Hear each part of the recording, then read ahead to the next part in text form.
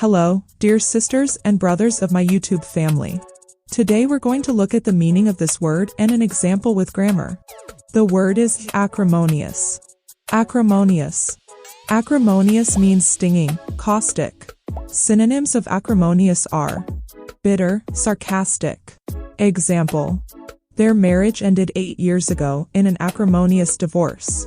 Their marriage ended 8 years ago in an acrimonious divorce. Here, acrimonious is an adjective. An adjective is one of the 8 parts of speech. Adjectives provide further information about a noun.